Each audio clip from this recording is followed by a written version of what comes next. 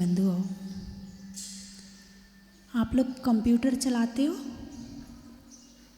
अरे बोलिए ना, चलाते हो? अच्छा, कंप्यूटर चलाना तो आता है, कंप्यूटर बनाना आता है? नहीं आता है। कैसे बनाया ये जानते हो? केवल 2 लकीरों से कंप्यूटर का निर्माण हो गया, एक खड़ी और एक गोल। सारे कंप्यूटर का निर्माण किससे हुआ है? केवल 2 लकीरों से, एक खड़ी लकीर और एक गोल लकीर। लकीरों से पूरा कंप्यूटर बन गया। अब आप देखो कितनी बड़ी बात है कि लकीर बड़ी सामान्य सी चीज़ है। आपके छोटे से बच्चे के हाथ में पेन पेंसिल दे दो तो लकीर तो वो ही खींच देगा। लकीर खींचना बड़ी बात नहीं है, लेकिन उन लकीरों को कैसे खींचना है, यदि इस बात का ज्ञान हो गया तो दुनिया के बड़े बड़े वैज्ञानिक बड़ी बड़ी खोज कर सकते हैं।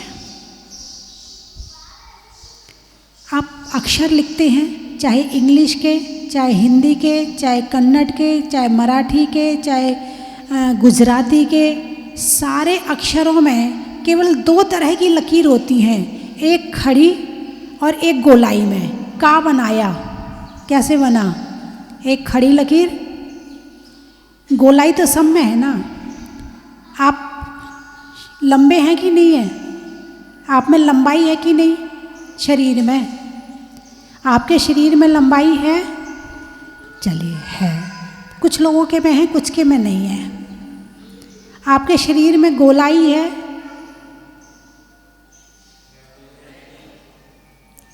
हैं? शरीर में गोलाई है कि नहीं है? हाथ में गोलाई है कि नहीं है? पैर में गोलाई है कि नहीं है? सिर में गोलाई है कि नहीं है? नाक में गोलाई है कि नहीं है? चेहरे पर गोलाई है कि नहीं है? उंगलियों में गोलाई है या नहीं है?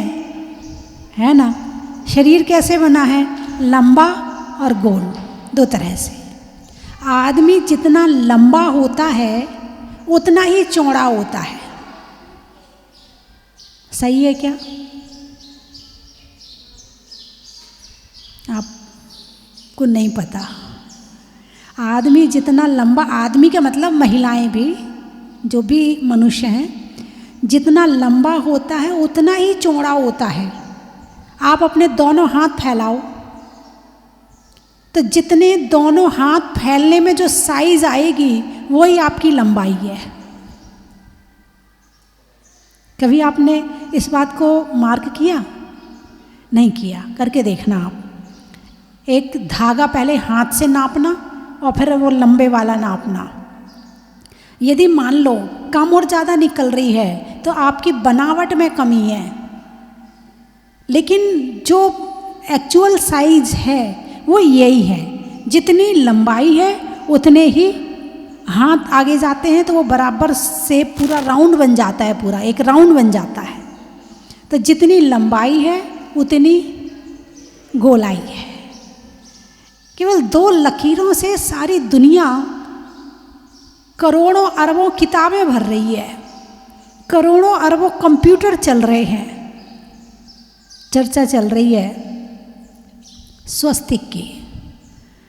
स्वस्तिक में क्या है? लाइन है, लाइन ही तो है स्वस्तिक में। और क्या है? एक लाइन ऐसी, एक लाइन ऐसी, यूं यूं यूं और यूं, स्वस्तिक बन गया। सीधा बना दिया तो पॉजिटिव ऊर्जा आने लगी, उल्टा बना दिया तो नेगेटिव ऊर्जा आने लगी। कितनी गजब की बात है, कितना बड़ा रहस्य है इस दुनिया में जिसको इंसान जानता नहीं है। केवल इन 4 लाइनों का ही बहुत बड़ा रहस्य है। जब प्रलय आती है तो सारी दुनिया नष्ट हो जाती है। पहाड़ की जगह समुद्र हो जाते हैं और समुद्र की जगह पहाड़ हो जाते हैं। सारी नदियाँ इधर उधर हो जाती हैं, सब कुछ अस्त व्यस्त हो जाता है।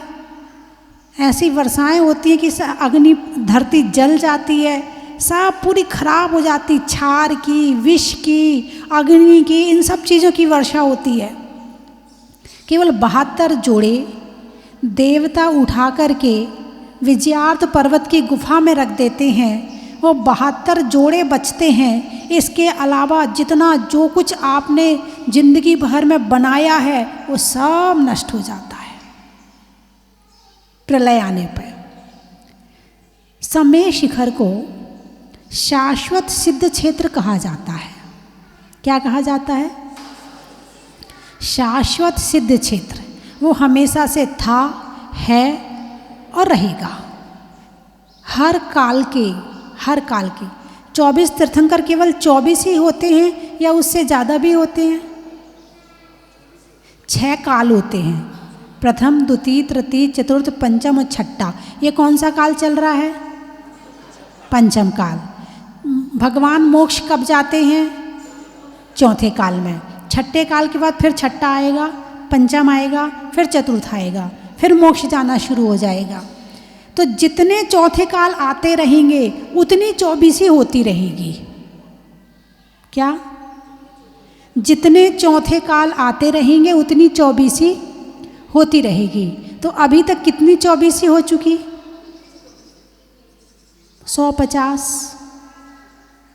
200, 500, 1000, अनंतानंत। कितनी?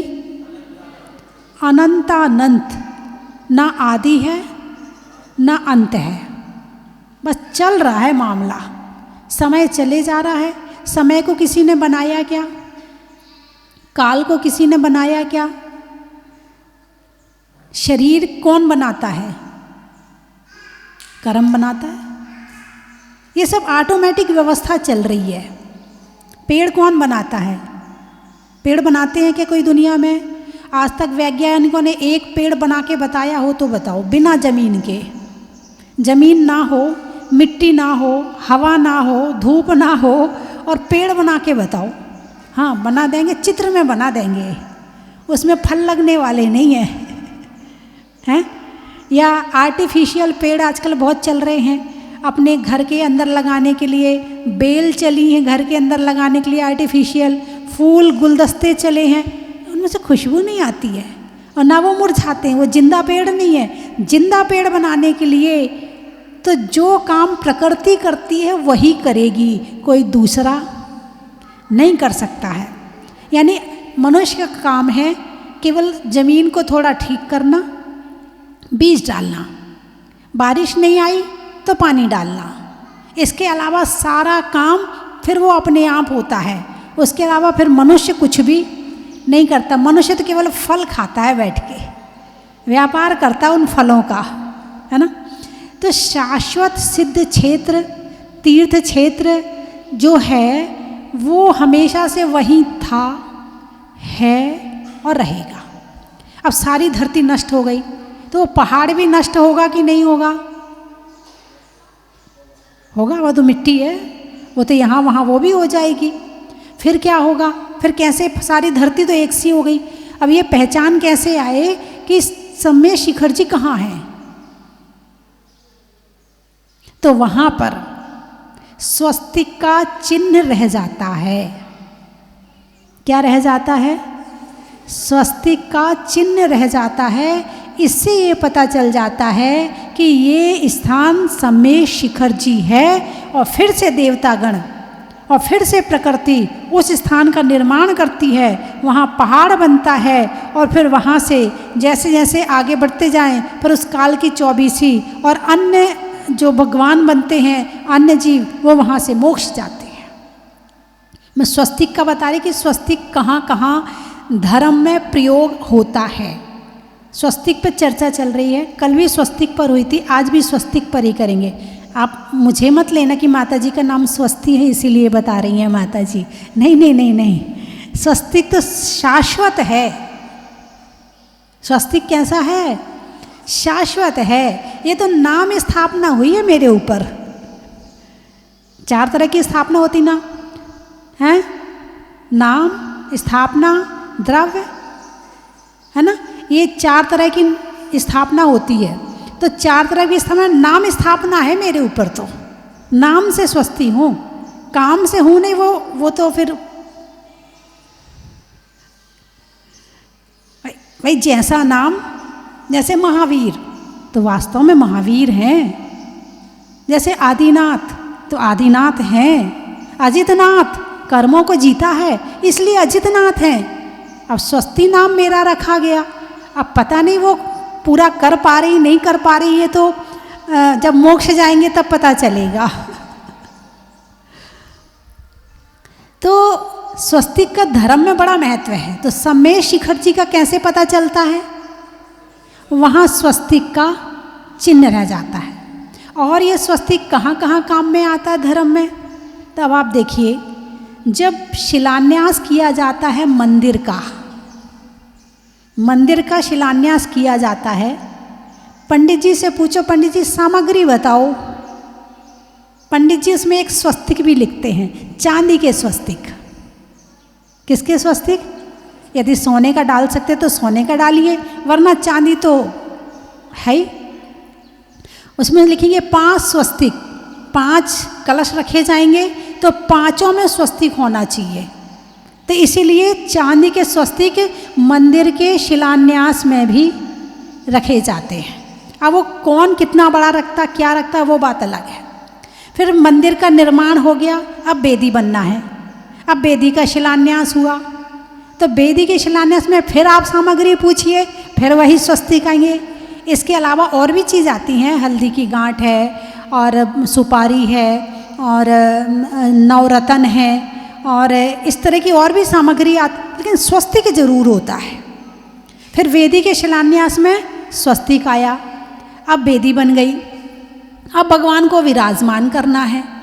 अब भगवान को विराजमान करना है, फिर पंडित जी बोले चांदी का स्वस्तिक लाओ। भगवान को कहाँ विराजमान करेंगे? चांदी के स्वस्तिक पे विराजमान करेंगे। तो भगवान कहाँ विराजमान होते हैं? चांदी के स्वस्तिक पे विराजमान होते हैं। स्वस्तिक पर ही क्यों विराजमान होते हैं? मैंने कल बताया था कि स्वस्तिक में से पॉजिटिव ऊर्जा निकलती है। स्वस्तिक में से पॉजिटिव ऊर्जा निकलती है, इसलिए घर के दरवाजे पर स्वस्तिक बनाया जाता है। जहाँ आपको लगता है कि आपके यहाँ वास्तु दोष है, आप वहाँ भी स्वस्तिक बना सकते हैं। उत्कृष्ट होता है केसर से बनाएं, मध्यम होता है रोली से बनाएं, हल्दी से बनाएं, बाकी उत्कृष्ट होता है केसर से बनाएं। लाल रंग का स्वस्तिक भी अच्छा होता, ऊर्जावान होता है। इस संसार में से हर चीज किरणें छोड़ रही है, ये तो पता ही है ना आपको। कहीं कहीं जाते हैं तो ऐसा लगता हाय बस जल्दी चलो यहाँ से, मन नहीं लग रहा यहाँ पे। वहाँ किसी ने आपका कुछ बिगाड़ा नहीं, किसी ने आपसे झगड़ा नहीं किया, किसी ने आपसे कुछ कहा नहीं, लेकिन वहाँ मन नहीं लग रहा है, चलो यहाँ अच्छा नहीं लग रहा है। अब यहीं पर लोग आते हैं, जैसे ही गेट में घुसते हैं, बहुत लोग, एक नहीं मुझे तो हजारों लोगों ने कहा है कि जैसे ही गेट में घुसते हैं ऐसी वाइब्रेशन आती है, ऐसा लगता है कि पता नहीं हम कहाँ आ गए। और मंदिर में घुसने के बाद तो बोले ऐसा लगता जैसे स्वर्ग में आ गए। ऐसा एक नहीं, हजारों लोगों ने मेरे से कहा है, मैं तब कह रही हूँ। तो ऊर्जा क्या काम कर रही है? ऊर्जा वास्तु में सबसे पहले क्या देखा जाता है? मिट्टी देखी जाती, मिट्टी में ऊर्जा है कि नहीं है। अब आपके पास वो ज़मीन पहले से है और ऊर्जावान नहीं है, तो पहले उसको ऊर्जावान बनाया जाता है जाप के द्वारा, मंत्र के द्वारा। और यदि कोई ज़मीन पहले से ही ऊर्जावान हो तो उसका क्या कहना है। हर चीज़ की अपनी ऊर्जा। आपका पीले कपड़े पहने हैं, इसमें से भी ऊर्जा निकल रही है। मैंने पहले भी बताया था कि भक्ति में, पूजा में पीले कपड़े प्रयोग किए जाते हैं। भाई क्यों? पीले कपड़े में से ऐसी ऊर्जा निकलती है जो आपकी भक्ति को बढ़ाती है, इसीलिए पीले वस्त्रों का प्रयोग किया जाता है। और जब कभी ध्यान करना हो, कभी और कोई शांति के लिए काम करना हो तो सफ़ेद कपड़े पहने जाते हैं। किसी को मारने वारने का तंत्र का काम करना हो तो वो लोग काले कपड़े पहनते हैं। आपने तांत्रिकों को देखा है? कौन से कपड़े पहनते हैं? जिनको बुरा काम करना है तो काले कपड़े पहनते हैं, जिनको ऊर्जा का काम करना है वे लाल कपड़े भी पहन लेते हैं। तो हर रंग में से अलग अलग तरह की किरणें निकल रही। सारी दुनिया ऊर्जा छोड़ रही है, कुछ नेगेटिव और कुछ पॉजिटिव। किसी किसी से बात करके आपको बहुत अच्छा लगता है ये बोलता रहे बोलता रहे बोलता रहे और हम सुनते रहे। कारण क्या है? पॉजिटिव ऊर्जा निकल रही है। और कई बार तो ऐसा होता कि वहाँ पर वो बोलें भी ना, वो चुपचाप भी बैठे हैं तो लगता वहाँ बैठे रहे। ऐसा हुआ कि नहीं हुआ आपके साथ कभी? क्या कारण क्या है? अच्छा, हमारा प्रवचन सुनते हैं तो सुनते ही रहते, उठने का मन नहीं करता है। ऊर्जा कहाँ से आई है? ऊर्जा ध्यान से, साधना से। आपके पास नहीं है, आप भी प्राप्त कर सकते हैं। धर्म क्या है? एक ऊर्जा को बनाने वाला स्रोत है। जो इसे धारण कर लेता है उसके अंदर से पॉजिटिव ऊर्जा निकलनी शुरू हो जाती है। और मैंने तो ऐसे ऐसे देखे हैं। मैंने एक दिन और बताया था कि एक महिला जिसके शरीर में से इतनी बदबू आती थी कि वो पास भी नहीं खड़ी कर सकते थे उसको, और जब उसने धर्म करना शुरू किया, ध्यान करना शुरू किया, 24 घंटे अच्छी भावनाएं शुरू करी, उसके शरीर की बदबू भी खत्म हो गई। जैसे विचार होते हैं वैसा हमारा शरीर होता है, वैसे हमारे शरीर की खुशबू या बदबू होती है, वैसे हमारे चेहरे का ओज होता है, वैसे हमारे चेहरे की आकार प्रकार हो जाते हैं, वैसे हमारे चेहरे की चमक कम या ज़्यादा हो जाती है या रूखा सूखा हो जाता है। हमारे भावों का इस पुद्गल पे बड़ा प्रभाव पड़ता है, सबसे पास रह रहा है। और तो और आप देखो, आपके ऊपर तो पड़ेगा ही पड़ेगा, आपके घर वालों के ऊपर भी पड़ता है। तो धर्म क्या है? एक पॉजिटिव शक्ति है। क्या है? पॉजिटिव शक्ति है। यदि आप नेगेटिव हैं और आप पॉजिटिव होना चाहते हैं, क्या करना पड़ेगा? धर्म करना शुरू कर दो, अच्छी भावनाएं वानी शुरू कर दो, प्रसन्न रहना शुरू कर दो, सदा खुश रहना शुरू कर दो, गुस्सा कम करना शुरू कर दो। फिर देखो कैसी पॉजिटिव ऊर्जा। जहाँ पॉजिटिव ऊर्जा है स्वर्ग, और जहाँ नेगेटिव ऊर्जा है, अरे बोलिए ना। नहीं, मैंने नहीं कहा, आपने कहा है। हैं? जहाँ लड़ाई झगड़े होते रहे उसको क्या कहते हैं? हाँ, आ गया नेगेटिव। क्या आ गया? नेगेटिव आ गया। आप देखना ऊर्जा फैलाएगा अपनी, और कोई बढ़िया अच्छा प्रसन्न मुद्रा का विद्वान व्यक्ति हो आएगा, उसकी ऊर्जा अपने आप ही फैलेगी। आपके घर में टीवी चलती है, और जब उस टीवी में जो भी कार्यक्रम चलता है उस कार्यक्रम की ऊर्जा आपके घर में फैलती है। मैंने बहुत दिन पहले बताया था, जब यहाँ की शांति धारा शुरू में चलती थी, सन 15 से भगवान मुनि सुब्रत नाथ की शांति धारा शुरुआत पारस चैनल पे करवाई। उसके पहले इस तरह की अब इतनी शांति धाराएं नहीं आती थी उस समय पर। तो सबसे पहले अपन ने यहाँ से भगवान मुनि सुब्रत नाथ की शांति धारा शुरू करवाई। तब मैंने बताया था उस समय कि जिस समय आपके यहाँ पर शांति धारा शुरू होती है, आप टीवी की आवाज़ तेज कर दें और वो आवाज़ पूरे घर में गूंजने दें। वो मंत्रों की आवाज़ है, वो भी काम करेगी। और इसका तो इतना भगवान के अतिशय और चमत्कार तो इतने हैं कि भगवान तो यहाँ जो बैठे तो अतिशय है ही भगवान का। एक बंडा के पास से, नाम शहर का अच्छे से याद नहीं, वहाँ से एक परिवार आया था। बोले हमारी अम्मा जी 72 दिन तक कोमा में पड़ी रही। 72 दिन तक अम्मा जी, मतलब बड़ी बुजुर्ग थी, कोमा में थी। डॉक्टर ने कह दिया अब इनका इलाज नहीं हो सकता है, अब ये इसी अवस्था में चली जाएंगी, जितने दिन हैं आप सेवा करो। तो बोले हम उनको घर ले आए। अब घर ले आए तो अब कोई इलाज तो देने नहीं, बेहोश पड़ी हैं, दवाई खा नहीं सकती, कुछ पी नहीं सकती, डॉक्टर ने मना कर दिया है। करें तो क्या करें? जब आदमी सबसे हार जाता है तब कौन याद आता है? क्या बात है, इसका मतलब सबसे बड़े डॉक्टर कौन है? अरे पहले इलाज करवा लो ना, पहले तो औरों के पास भागते हो, जब वो आई एम सॉरी कर देते हैं फिर भगवान के पास आते हो। अब उन्होंने क्या किया कि जिस समय भगवान मुनि सुब्रत नाथ की शांति धारा आती थी तो वो अपने हाथ गीले कर लेती थी, शुद्ध पानी से अपने हाथ गीले कर लेती थी, और जैसे टीवी में भगवान के चरण दिखाए जाते थे उन चरणों को छू लेती थी और ले जाके अम्मा जी को लगा देती थी। अम्मा जी 8-10 दिन के अंदर होश में आ गई और ठीक हो गई। ये बिल्कुल प्रत्यक्ष घटना बता रही हूँ। और एक और अतिशय हुआ था, वो यहाँ मंदसौर के आसपास के थे, लिखा हुआ है।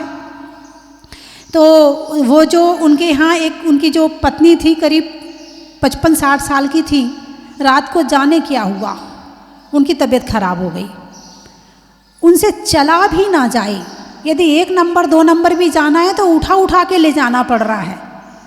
तो सुबह का समय हुआ, अम्मा जी को नहलाया धुलाया और नहलाने धुलाने के बाद कुर्सी पे टीवी के सामने बिठा दिया। उस समय भगवान मुनिशुरनाथ का अभिषेक काफ़ी लोग देखते थे और अभी भी देखते हैं। अभी इतने अभिषेक आने के बाद भी यहाँ के भगवान का अभिषेक सबसे पहले देखा जाता है। तो अम्मा जी जो थी उनको कुर्सी पे बिठा दिया। अब अम्मा जी, अब कुर्सी और टीवी का जो डिस्टेंस था करीब 5-7 फीट का था, और जैसे ही भगवान का अभिषेक शुरू हुआ, जैसे ही भगवान की शांति धारा आई और उसमें भगवान के जैसे उनको चरण दिखे, वो अम्मा जी एकदम से चल पड़ी। हाँ, और टीवी के पास पहुंच गई और भगवान के चरण छू लिए। अब घर वाले कहें ये रात को तो चल नहीं पा रही थी और यहाँ कैसे चल गई। एक ये अतिशय, और एक अतिशय जयपुर का है, ये भी करीब 5-6 साल पहले का है। क्योंकि जो लोग के साथ अतिशय होता है ना, फिर वो आने में देर नहीं करते, वो भाग के आना चाहते हैं। बस ये है कि उस समय तुरंत नहीं आ पाते, भले 1-2 दिन में आ जाएं, लेकिन आ जाते हैं। एक अतिशय जयपुर का है कि एक भाई बहुत बीमार थे, खूब दवाइयाँ खा रहे थे। तो सुबह लेट उठते थे सोकर, घर में कोई जगाता भी नहीं था, भैया बीमार है उससे बोलना मत, हल्ला मत कर, उसको सोने दे। तो उनकी अम्मा जी थी, अब वो अभिषेक देखना है, ज़रूरी भी है देखना, और लड़का उसी कमरे में वहीं पास में ही सो रहा है।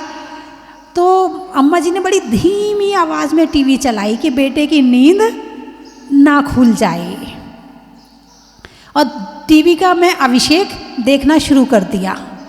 अचानक कई दिन तक तो उसकी नींद नहीं खुली, एक दिन उसकी नींद खुल गई, और जैसे ही उठ के बैठा तो सबसे पहले उसकी आंख के सामने भगवान मुनि सुब्रत नाथ की शांति धारा चल रही थी। और एकदम उसके मन में विचार आ गया, बोले भगवान यदि 7 दिन के अंदर ठीक हो जाऊं तो आपके दर्शन करने आऊँगा। वो 3 दिन के अंदर वो ठीक होना शुरू हो गया और 7 दिन में बिल्कुल ठीक हो गया, बिल्कुल ठीक हो गया वो 7 दिन के अंदर। और 8वें दिन फिर वो यहाँ आए, उन्होंने सारी चीज़ बताई मुझे। तो अब मुझे तो अब इतने सारे भक्त आते हैं, बहुत सारे लोग बताते हैं, बहुत सारे मैं भूल भी जाती हूँ, बहुत सारे। हाँ, यदि किसी जगह एक अतिशय हो जाए तो उसको लिख के छपवा के बंटवाया जाता है। यहाँ तो अतिशय इतने हैं कि लिखें कितने, लिखे ही नहीं जा सकते, इतने अतिशय हैं यहाँ के। और भगवान के जो स्वयं के अतिशय, जो आँखों से रोशनी निकलना, अपने आप अभिषेक होना, नाभि स्पंदन होना, रंग परिवर्तन होना, ये तो भगवान के अतिशय स्वयं के हैं, प्रतिमा जी के हैं। लेकिन ये जो भक्तों के साथ एक नहीं हजारों लाखों अतिशय होंगे, लाखों में गिनती आ चुकी है भगवान के अतिशय की। कुछ मुझसे कह जाते हैं और कुछ नहीं कहते हैं। अभी परसों नरसों एक भक्त आए थे, बोले माता जी हमारी लड़की थोड़ी पढ़ने में कमज़ोर थी, तो हमने सोचा कि सीए का मन था उसका करने का, और वो डर रही थी अंदर से मैं निकल पाऊँगी कि नहीं निकल पाऊँगी। तो हमने भगवान से प्रार्थना करी, भगवान यदि वो एक बार में निकल जाए, निकल गई, निकल गई, सारा उसने एक एक बार में पार कर लिया, जॉब भी लग गई, CS भी कर लिया। अब वो आए, बोले माता जी कुछ काम बताओ। मैंने कहा क्या काम बताऊं? बोले वहाँ पे लोगों को गर्म लगता है तो वहाँ एक लकड़ी का कुछ ऐसा बनवा दूं जो वहाँ से लेके दरवाजे तक लोगों को गर्म ना लगे। गर्मी के दिन में बहुत गर्म, पत्थर ही तो है ना, अब पत्थर नहीं, मिट्टी रखेंगे तो कीचड़ होगा, कुछ और रखेंगे तो भी दिक्कत, पत्थर रखें तो गर्म होता, अब पत्थर लगाना भी ज़रूरी है। बोले आप कुछ काम बताओ। मेरा मन है कि वहाँ वो काम करवा दूँ। मैंने कहा करवाइए, खुशी से करवाइए। फिर उन्होंने अपनी लड़की वाली बात बताई। तो ऐसे एक नहीं, बहुत सारे भक्त हैं जिनके साथ भगवान का अतिशय हुआ है। तो बात चल रही थी ऊर्जा की। किसकी चल रही थी? ऊर्जा की, पॉजिटिव ऊर्जा। पॉजिटिव ऊर्जा जहाँ होती है वहाँ सब चीज़ सहज सरल होती चली जाती है, और जहाँ नेगेटिव ऊर्जा होती है वहाँ पर प्रयास करने के बाद भी सफलता नहीं मिलती है। यही पॉजिटिव ऊर्जा और नेगेटिव ऊर्जा में फ़र्क है। तो स्वस्तिक क्या है? ऊर्जा को बढ़ाने वाला चिन्ह है। स्वस्तिक का क्या मतलब होता है? स्वस्तिक का मतलब होता है मंगल कल्याण। स्वस्तिक मंगल भी है और कल्याणकारी भी है, इसीलिए स्वस्तिक को बहुत अच्छा माना गया है। आप जब गाड़ी लाते हैं तो सबसे पहले क्या बनाते हैं उसके ऊपर? अरे बोलिए ना, स्वस्तिक ही बनाते हैं। क्यों? आपको पता नहीं है, आपने अभी उसका रहस्य जाना नहीं है, लेकिन श्रद्धा है, आपने अपने बुजुर्गों को देखा है, इसलिए आपने भी बनाना शुरू कर दिया, है ना। जब बही खाता लिखते तो सबसे पहले क्या बनाते हो? स्वस्तिक बनाते हो। समय हो गया, समाप्त करूं? नहीं, क्या मिल रहा है? पॉजिटिव ऊर्जा। क्या मिल रहा है? पॉजिटिव ऊर्जा अच्छे विचार के रूप में मिल रही है। चलिए फिर कल और अभी स्वस्तिक पर चर्चा चलेगी 3-4 दिन, अभी चलेगी चर्चा, क्योंकि अभी पूरा नहीं हुआ। जब तक पूरा रहस्य नहीं बता दूंगी, मैं अभी ख़त्म करने वाली नहीं हुई मैटर। भले एक शब्द है, एक शब्द पे कई कई दिन चलता है, और आप सुनते हैं तो आपको भी ज्ञान की प्राप्ति होती है ना। चलिए, पढ़ नहीं पाते, सुन तो सकते हैं ना। 3 चीज़ें बोलूँगी, आपको कहना बड़ा ही महत्व है। तत्वों में 7 का, भोजन में भात का, तीर्थंकरों में मुनि सुब्रत नाथ का, हिंदी में मात्रा का, स्कूल में छात्रा का, आज आपकी जहाजपुर की यात्रा का। कहाँ कहाँ से आए हैं? पानी में मगर का, चलने में डगर का, आने वालों में विजयनगर का, बच्चों में टाटा का, फूल में कांटा का, और आने वालों में आष्टा का। हेलो। और कहाँ से आए? भागी, पांडिचेरी, फलों में बेरी का, नहीं करने में अच्छे काम में देरी का, और आने वालों में पांडिचेरी का। बड़ा ही महत्व और है। यदि आप यहीं पीछे से दर्शन कर लें तो कितना अच्छा रहेगा। प्रवचन के बीच में ना आकर, ये टेबल रखी है, यदि यहीं से दर्शन कर लें तो, है ना। अभी 5 मिनट में आपको फ्री कर दूंगी, फिर आप अंदर से कर लेना। ब्यावर, दवाइयों में डावर का, रहने के लिए घर का, और आने वालों में ब्यावर का। बड़ा ही महत्व है। चढ़ाने में गोला का, सब्जी बाजार में झोला का, और आने वालों में पारसोला का। बड़ा ही महत्व है।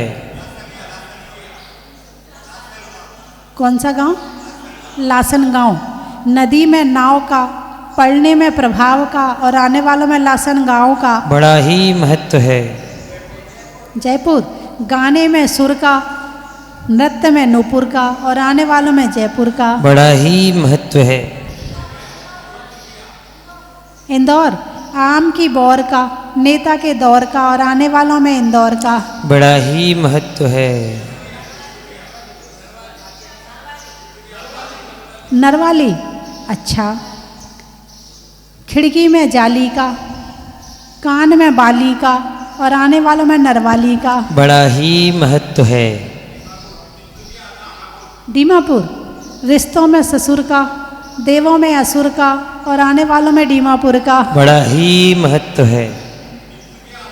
तिनसुखिया, नहीं होने में दुखिया का, गांव में मुखिया का और आने वालों में तिनसुखिया का। बड़ा ही महत्व है। विजयनगर। अजमेर, जंगल में शेर का, लकड़ी में खैर का और आने वालों में अजमेर का। बड़ा ही महत्व है। बोलिए। सीकर, नहीं करने में फिकर का, बातों में जिक्र का और आने वालों में सीकर का। बड़ा ही महत्व है। सोनगिर, अच्छा, बात करने में फिर का, फिर, इसके बाद फिर, बात करने में फिर का और गांव के पास में गिर का और आने वालों में सोनगिर का। बड़ा ही महत्व है। बांसवाड़ा, महिलाओं में कड़ा का, तौलने में धड़ा का और आने वालों में बांसवाड़ा का। बड़ा ही महत्व है। खारूपेटिया, राम की सिया का, दिवाली में दिया का और आने वालों में खारूपेटिया का। बड़ा ही महत्व है। खोंदेगांव, कौन? गोंदेगांव, शरीर में पाँव का, करने में अच्छे अच्छे भाव का और आने वालों में गोंदेगांव का। बड़ा ही महत्व है। हो गए सारे? बोलिए 24 भगवान की।